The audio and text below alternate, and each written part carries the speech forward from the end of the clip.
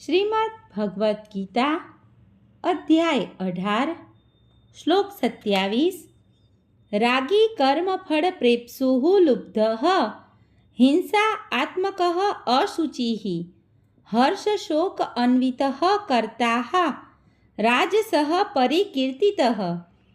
અનુવાદ: જે કરતા કર્મ તથા કર્મફળમાં આસક્તિ રાખીને ફળો ભોગવવાની ઈચ્છા રાખે છે તથા જે લોભી, હંમેશા ઈર્ષા કરનાર, અપવિત્ર તથા સુખ દુઃખથી વિચલિત થનારો હોય છે તે રાજસી અર્થાત રજોગુણી કહેવાય છે। ભાવાર્થ: મનુષ્ય કોઈ કાર્યમાં કે ફળમાં એટલા માટે અત્યંત આસક્ત રહે છે કે તે ભૌતિક પદાર્થો, ઘર-બાર, પરિવાર, પત્ની તથા સંતાનો પ્રતિ અતિશય આસક્તિ ધરાવે છે। આવા માણસને જીવનમાં ઉચ્ચતર પ્રગતિ કરવાની ઈચ્છા હોતી નથી। તે આ જગતને શક્ય એટલું વધારે સુખ સગવડભર્યું બનાવવામાં વ્યસ્ત રહે છે।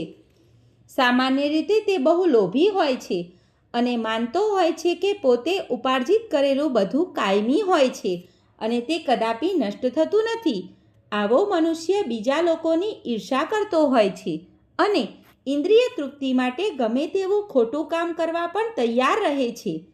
આવો માણસ અપવિત્ર હોય છે અને પોતે કરેલી કમાણી શુદ્ધ છે કે અશુદ્ધ તેની તે પરવા કરતો નથી।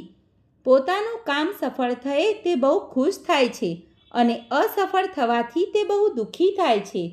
રજોગુણી કરતા આવો જ હોય છે। સર્વે મિત્રોને દીપ્તિ જોશીના જય શ્રી કૃષ્ણ।